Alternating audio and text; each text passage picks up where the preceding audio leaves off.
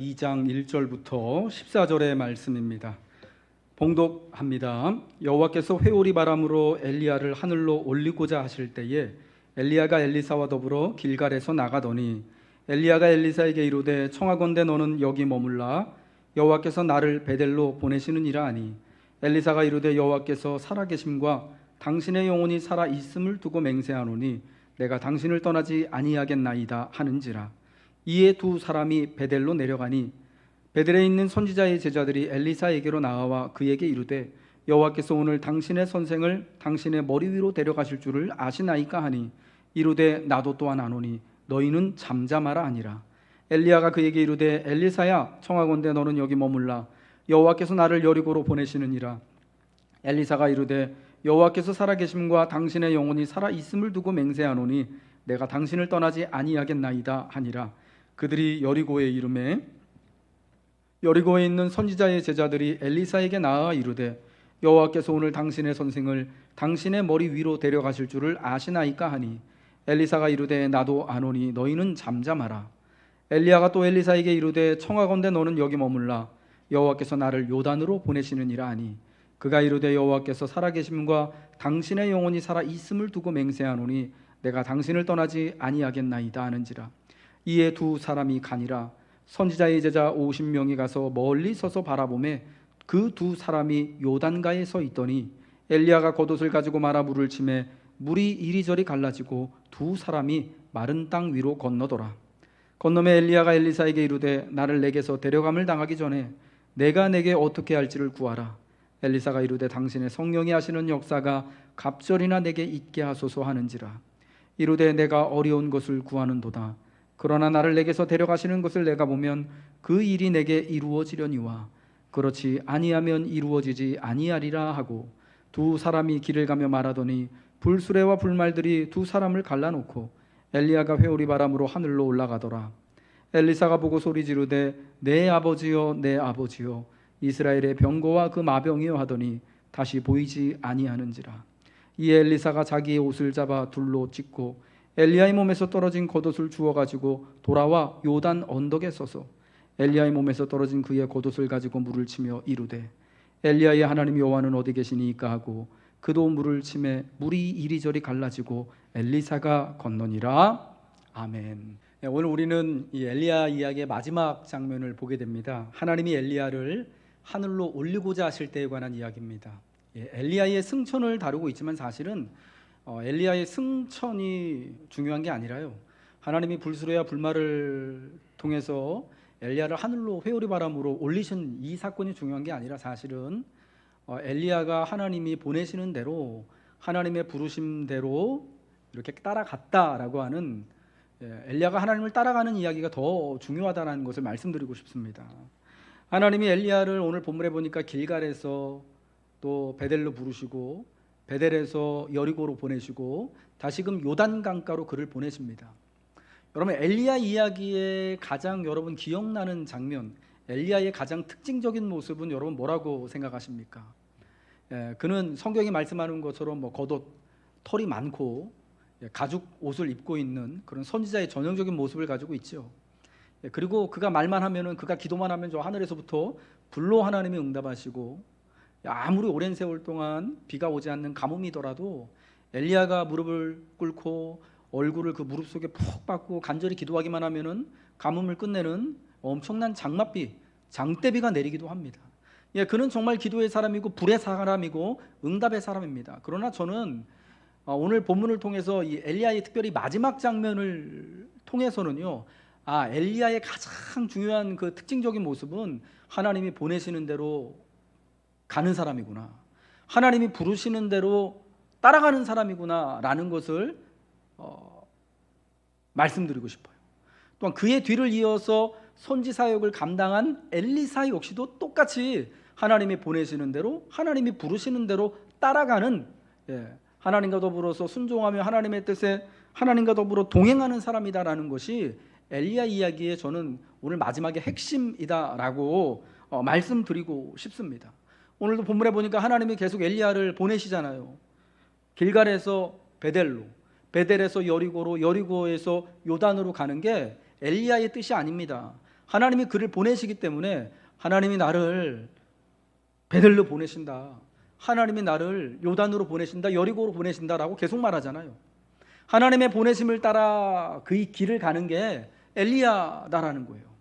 이러한 엘리야의 모습을 보면서 엘리야 이외의 다른 그 시대의 사람들은 어떻게 생각을 했냐면요, 열왕기상 18장 12절에 아합의 내시장이었던 오바댜라는 사람 이렇게 말하잖아요. 여호와의 영이 내가 알지 못하는 곳으로 당신을 이끌어 가시리니. 그러니까 엘리야가 하나님이 보내시는 대로 가는 그 모습을 보면서, 그래서 때로는 그리시네가로 가고 때로는 저 시돈 땅으로 가기도 하고 때로는 갈멜산으로 올라가고 이렇게 길갈에서 베델, 여리고로, 요단으로 가는 장면을 보면서 엘리야는 하나님의 영이 데리고 다니시는 사람이구나. 쉽게 말해서 엘리야가 정말 바람처럼 불처럼 성령께서 그를 이렇게 확 회오리 바람으로 여기다가 길갈에 있다가 베델에서 요단으로 이렇게 옮기는, 여러분, 그런 사람으로 이해를 하고 있었다라는 것입니다. 엘리사 역시도 이제는 엘리야를 뒤이어서 그런 하나님이 보내시는 대로 특별히 하나님을 따라가는, 순종하며 하나님과 동행하는 모습을 보여주는 것이죠. 여러분, 그래서 이 이야기를 통하여서 오늘 성경이 저에게 그리고 우리 여러분들에게 말씀해 주고자 하는 바는 뭐냐? 우리가 하늘로서 불을 땡기는 그런 능력은 없지만 우리가 바람처럼 불처럼 회오리 바람을 타고 막 하늘로 승천하는, 여러분, 그런 모습 내게도 일어날까 상상이 전혀 안 되겠지만, 그러나 우리가 엘리야와 같고 엘리사와 같을 수 있는 것은 뭐냐? 하나님이 나를 보내시는 대로, 하나님이 나를 이끄시는 대로, 하나님이 나와 함께 동행하시는 대로 내가 그 말씀을 따라서 내가 때로는 이렇게 길갈에 있기도 하고 베델에 있기도 하고, 혹은 정말 가고 싶지 않은 곳이지만 저 바알 숭배의 총본산인 시돈 땅에 가기도 하는, 여러분, 이러한 삶을 하나님이 성도에게, 예수 믿는 우리들에게 원하신다라는 것이고, 여러분, 우리의 믿음의 삶이 그렇듯 하나님과 더불어서 동행하는 삶이 되어져야 한다라는 것이 엘리야 이야기, 특별히 엘리야의 마지막 승천 이야기가 우리에게 말씀하는 바다라는 것입니다. 오늘 이 승천은요, 특별히 엘리야의 간구에 대한 하나님의 최종 응답이었다라는 것입니다. 엘리야는 로뎀나무 아래에 앉아서 하나님 앞에 간청하죠. 여호와여, 넉넉하오니 지금 내 생명을 거두시옵소서. 나는 내 조상들보다 낫지 못하나이다. 죽기를 요청했어요. 이제는 하나님, 내가 더 이상 선지직 못하겠습니다.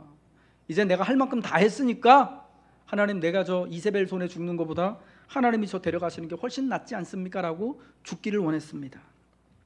근데 여러분, 하나님이요, 이 기도를 응답해 주셔요. 그래서 어떻게 응답해 주십니까? 그 당시에는 잘 재우고 잘 먹인 다음에 하나님이 명령하시는, 하나님이 보내신 길을 돌아갈 수 있는 체력과 마음을, 믿음을 준비시키시죠. 그렇게 응답하시죠. 그리고 이제 최종적으로 응답하시는 게 오늘 본문 열왕기하 2장이다라는 거예요. 하나님이 원하시는 때, 하나님이 원하시는 방법대로 하나님이 응답하시는 거예요. 엘리야는 그때 브엘세바 광야 밑에 로뎀나무 아래 앉아서 죽기를 청했는데, 그 간구가 언제 이루어지는가? 하나님이 정하신 사명의 길을 다 갔을 때 이루어지는 거예요. 하나님이 정하신 그 길, 인생의 길을 다 걸어갔을 때 이루어지게 되는 거예요. 엘리야가 이제 하나님께서 데려가시는 그 순간에 이제 엘리야는 이 땅에 없습니다. 하나님의 영이 그를 회오리 바람처럼 저 엘리사의 머리 위로 들어 데리고 가십니다.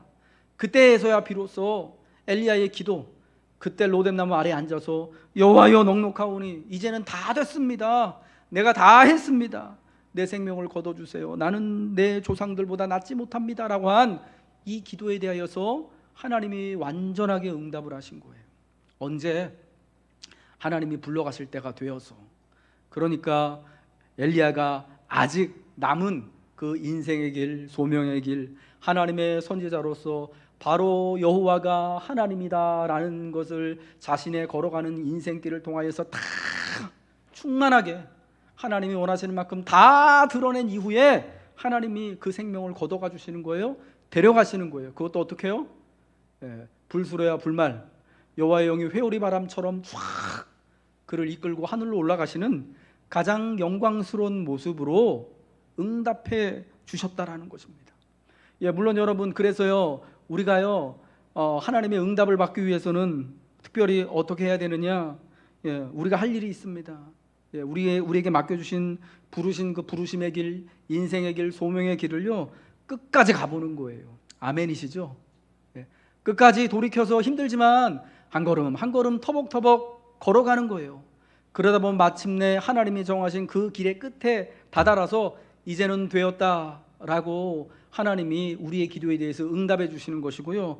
혹 어떤 경우는 그렇게 우리의 길을, 하나님이 정하신 부르심의 길을 우리가 돌이켜서 걸어갈 때 그 노중에, 그 노상에 하나님이 응답해 주시는 줄 믿으시기 바랍니다. 중요한 거는 뭐냐? 요점은 뭐냐? 우리가요 하나님 앞에 간절한 마음으로 간구하면서 그 길을, 부르심의 길을요 하나님이 보내시는 대로 오늘 걸어가는 거예요. 힘들다고 멈춰서고 돌아서는 게 아니라 계속해서 뚜벅이처럼 걸어가는 거예요. 그래서 마침내 여러분 그 끝에 이르게 될 때 하나님의 영광스러운 응답을 내 인생이 보게 되는 것이고, 걸어가는 와중에 하나님이 나를 통하여 역사하시는 여러분 은혜를 누리게 되는 것을 믿으시기 바랍니다.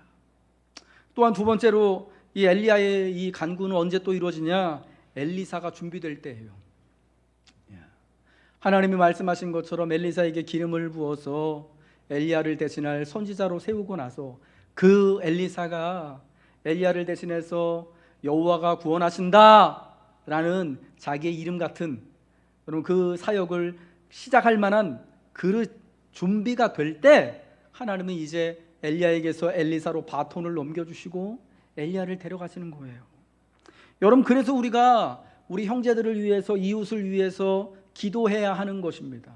여러분, 왜냐? 나의 기도의 응답이요, 하나님 앞에 간절히 기도하는 나의 기도의 간절함이 옆에 있는 형제에게 달려있는 거예요. 우리 옆에 계신 분을 보면서 한번 인사합시다. 나의 기도가 당신에게 달려있습니다. 오해하지 마세요. 옆에 계신 분이 여러분 기도를 들어주시는 게 아니라 엘리야가 엘리사가 준비될 때 마침내 그 기도가 최종 응답되는 것처럼 우리 옆에 있는 사람이, 우리 교우들이, 여러분 우리 이웃이 또 하나님 앞에서 평안하고 하나님 앞에서 하나님이 부르시는 대로 준비가 될 때 하나님이 우리 기도도 들어주시는 거예요. 그때 하나님의 역사가 일어나는 것입니다. 여러분, 그래서요 성도는 교회를 위해서 기도하는 거예요. 형제들을 위해서 기도해야 되는 거예요. 이웃들을 위해서 기도해야 되는 거예요. 모른 척하면 안 되는 이유가 여러분 여기 있는 거예요. 여러분, 우리의 기도가 다만 나를 향해서가 아니라 하나님이 주신 모든 세상을 향하고 특별히 이웃을 향해 하는 것이, 그게 결국은 이웃이 준비되고 이웃이 복되어지고 우리 교회가 잘 되어지고 우리 형제들이 하나님의 평안함을 누리게 될 때 우리 역시 평안함을 누리기 때문인 줄 믿으시기 바랍니다. 그래서 하나님은 예레미야 선지자를 통하여서 이제 바벨론 포로로 사로잡혀간, 이미 사로잡혀간 그 이스라엘 백성들에게 뭐라고 그러셨습니까? 바벨론 그 성, 너를 사로잡아간 그 사람들과 그 성읍의 평안을 위하여서 기도하라고 하시는 거예요. 그 왼수 같은 놈들 위해서. 왜요?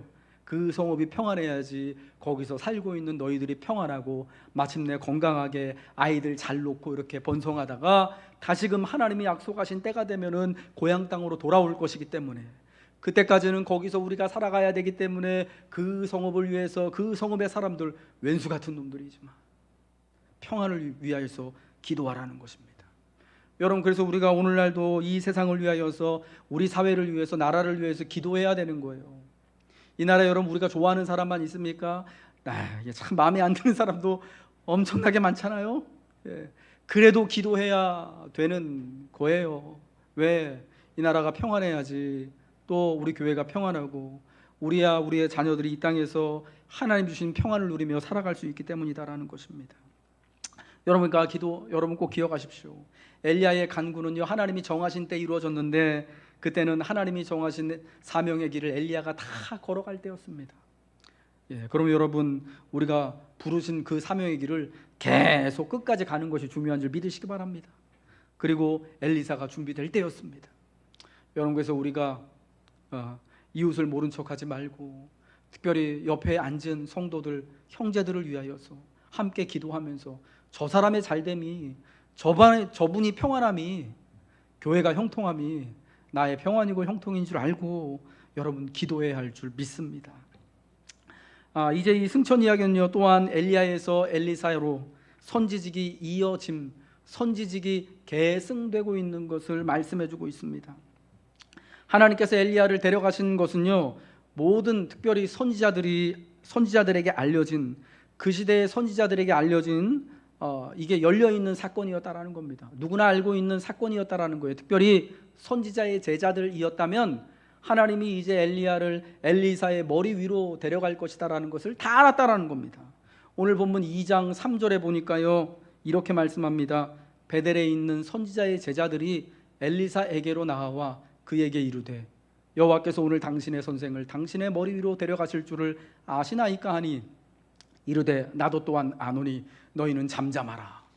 하나님이 엘리야를 회오리 바람으로 하늘로 올리고자 하시는 거는요, 엘리야도 알고요, 엘리사도 잘 알고 있어요. 그리고 누구도 압니까?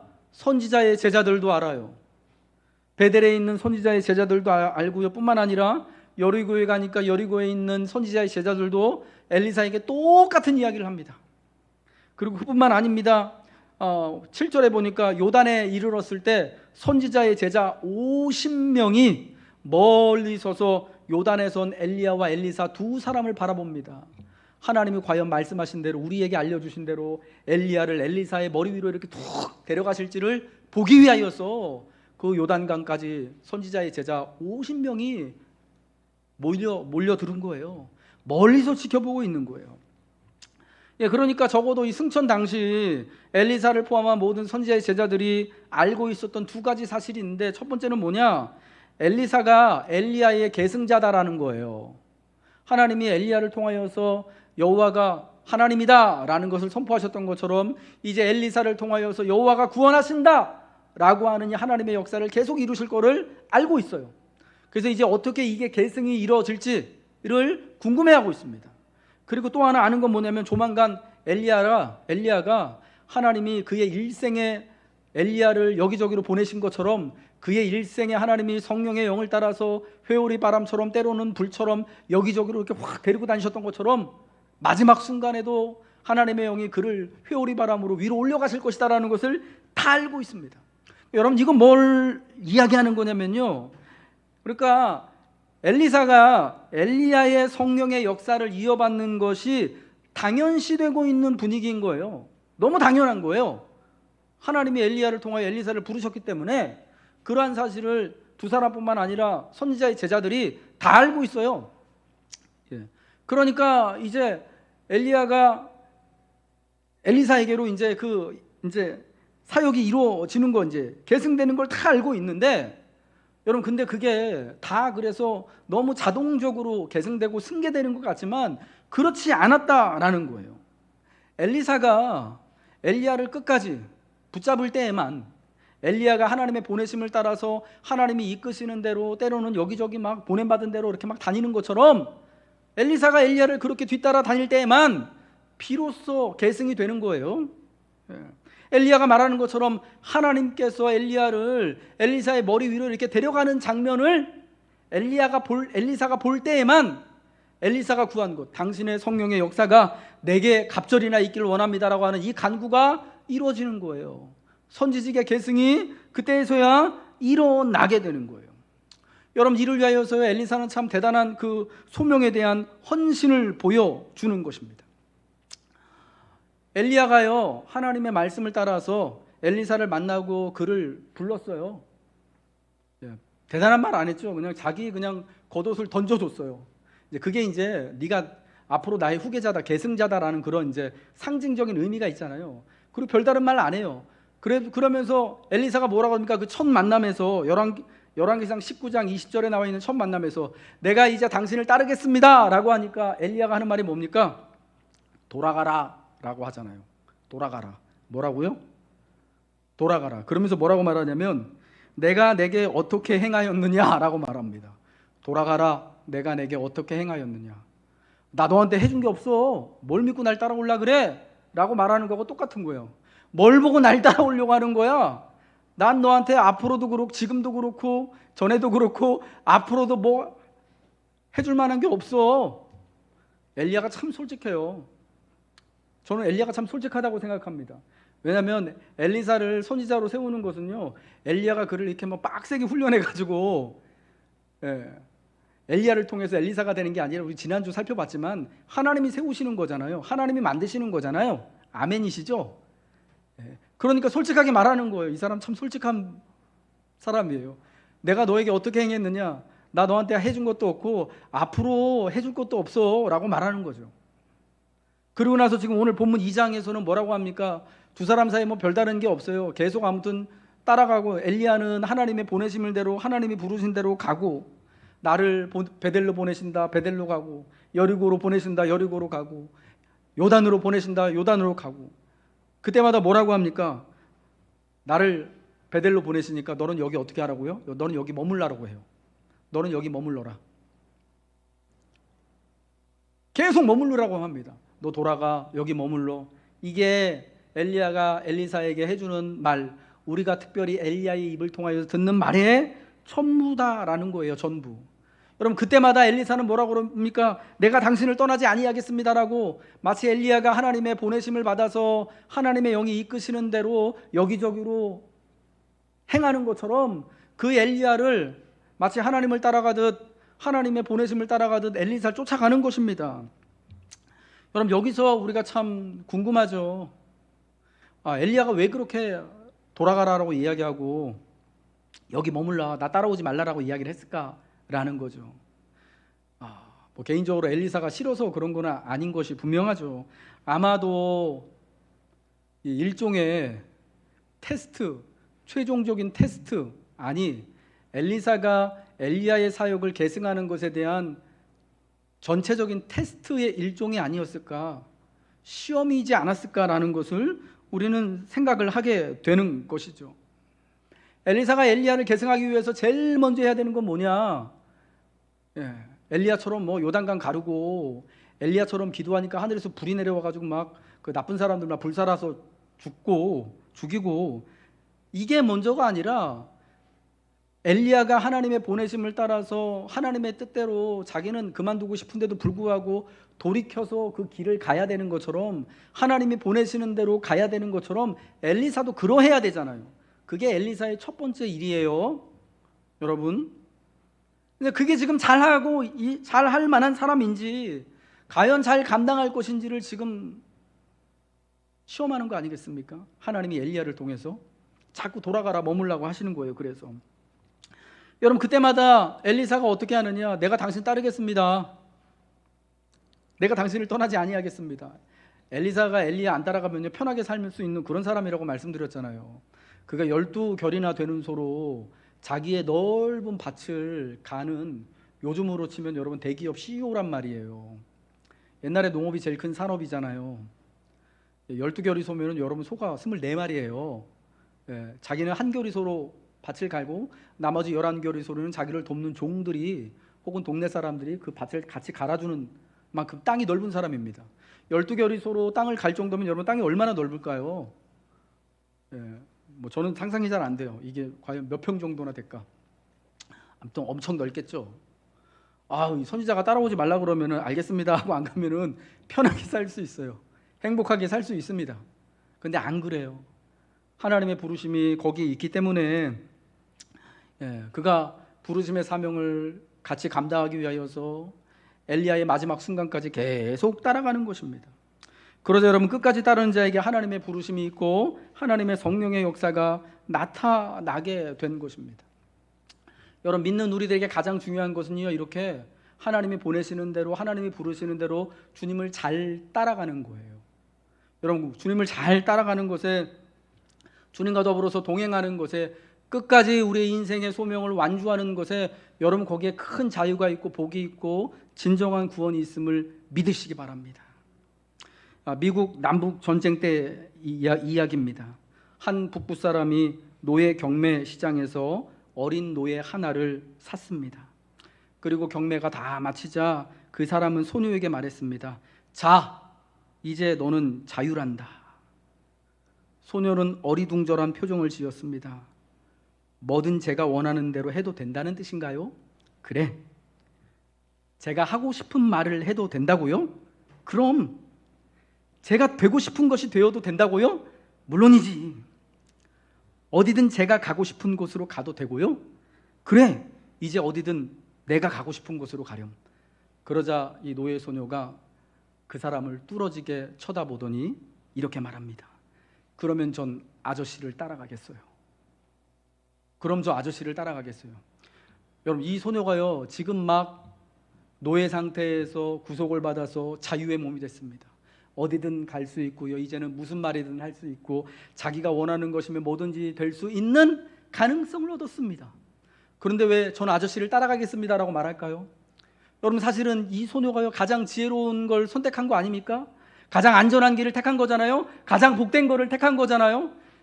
노예로 평생을 살다가, 물론 이제 소녀니까 어리지만 이제 막 자유인의 몸이 됐어요. 속량을 받았습니다. 아무데나 가서, 너 가고 싶은 데 가서 살라 그래요. 어디 가서 살아야 돼요, 이 소녀가. 이제 막 노예에서 해방돼서 제일 안전한 길이 어딥니까? 자기가 비록 노예지만 자기를 돈이나 물질이나 짐승처럼 취급하지 않고 한 생명으로 봐줘서 돈을 지불하고 값 주고 사서 이제 자유를 주고 생명을 준 이 사람 따라가는 게 제일 안전한 거잖아요. 제일 지혜로운 거잖아요. 그 사람 따라가는 게 제일 복된 길이잖아요. 그러니까 나 아저씨 따라갈래요 라고 말한 거예요. 여러분, 구속한 우리가 예수 그리스도로 말미암아서 죄에서부터 자유함을 입은 구원받은 우리가 왜 예수님을 따라가야 합니까? 왜 예수님 동행해야 됩니까? 왜 예수님의 십자가 뒤를 따라서 우리도 우리 십자가를 지고 따라가야 되는 겁니까? 내가 가고 싶은 것도 많고 이제는 자유라서 하고 싶은 것도 많고 할 말도 많을 텐데, 여러분, 주님 따라가는 게 제일 안전하기 때문입니다. 그게 여러분 제일 지혜로운 선택이기 때문이에요. 그게 여러분 가장 축복된 길이기 때문에 우리는 주님을 따라가는 거예요. 여러분, 그래서 구원을 받은 우리에게 하나님이여 나를 따르라, 나랑 같이 가자 라고 말씀하시는 줄 믿으시길 바랍니다. 여호와께서 엘리야를 데려가시는 것을 볼 때 마침내 엘리야에게서 엘리사로 그 사역이 계승됩니다. 오늘 본문 9절의 말씀입니다. 건놈의 엘리야가 엘리사에게 이르되 나를 내게서 데려감을 당하기 전에 내가 내게 어떻게 할지를 구하라. 엘리사가 이르되 당신의 성령이 하시는 역사가 갑절이나 내게 있게 하소서. 내가 당신의 선지직을 계승하는 장자가 되겠습니다 라고 말한 거예요. 엘리야의 말과 같이 엘리사가 구하는 것은 무척 어려운 일입니다. 왜 어렵습니까? 엘리야가 가는 곳마다 따라가야 되니까. 더군다나 여러분, 엘리야가 어떤 곳으로 갑니까? 하나님이 보내시는 곳마다 가잖아요. 하나님이 다른 사람들이 볼 때 성령께서 그를 이렇게 확 데려가는 그런 사람처럼 보이잖아요. 그러니까 참 어려운 일이겠죠. 하지만 엘리사가 끝까지 엘리야를 따를 때 이루어지게 되는 거예요. 마침내 하늘로부터 불수레와 불말이 두 사람을 갈라놓고 엘리야가 회오리 바람을 타고 하늘로 올라갑니다. 엘리야와의 헤어짐입니다. 그러나 이제 엘리야의 하나님은 엘리사와 함께합니다. 요단강이 건너 갈라지고요, 이 9절 말씀이 끝난 다음에 엘리사가 엘리야에게 당신의 성령이 하시는 역사가 갑절이나 내게 있게 하옵소서라고 구한 다음에 10절에 보니까요, 10절, 11절에 보니까 그 다음에 저는 이 장면이 너무 보기 좋고 너무 참 그냥 보기만 해도 너무 행복하고 너무 좋아 보이는 그 장면이 11절이에요. 두 사람이 길을 가며 말하더니, 불수레와 불말이 두 사람을 갈라놓고 엘리야가 회오리 바람을 타고 하늘로 올라갑니다. 여러분, 이게 뭐 되게 뭐 엄청난 역사인 게 맞죠. 그걸 엘리사만 봐요. 그런데 저는 그 앞서 두 사람이 요단강과 갈라진 그 길을 건너가서 같이 길을 가며 말하는 장면이요, 너무 행복해 보이는 거예요. 너무 근사하고 좋아 보이는 거예요. 이전까지는 엘리야가요, 엘리사를 했던 말이 딱 두 마디거든요. 돌아가라. 너 여기 머물러라. 따라오든 따라오지 아무튼 해준 말이 별로 없는데, 엘리사가 끝까지 엘리야를 따라갈 때 이제 엘리야가 그를 인정해 주는 것 같아요. 길을 가면서 같이 말을 해요. 두 사람이 무슨 말을 했을까요? 알 사람은 없지만 여러분, 그게 이제 앞으로 엘리야를 뒤이어서 사역을 감당할 엘리사에게 얼마나 위로가 되고 큰 힘이 됐을까요? 그래서 여러분 마침내 엘리야의 계승자로 그 엘리야에게 인정을 받고, 그리고 엘리야가 하는 것을 똑같이 자기도 요단강을 그의 겉옷을 가지고 취하여서 이렇게 여기저기 갈라지게 하는 것을 통하여서 완전한 사역이 계승이 이루어진 것을 공식적으로 승인받게 되어지지 않습니까?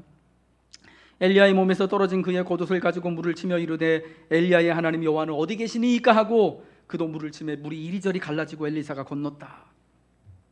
엘리야의 하나님은 이제 어디 계십니까? 이제는 엘리사와 함께 하는 것입니다. 엘리야에게 그러하셨던 것처럼 엘리사 위에 머무시는 것입니다. 엘리야를 성령의 불 같은 역사가, 바람 같은 역사가 그를 데리고 다니셨던 것처럼 이제는 엘리사를 그렇게 성령의 바람처럼 불처럼 그를 데려다가 사용하시는 것입니다. 끝까지 따르려고 하는 엘리사에게, 끝까지 예수님을 따르는 그 한 사람에게 하나님의 영이 함께합니다. 하나님의 역사가 일어납니다.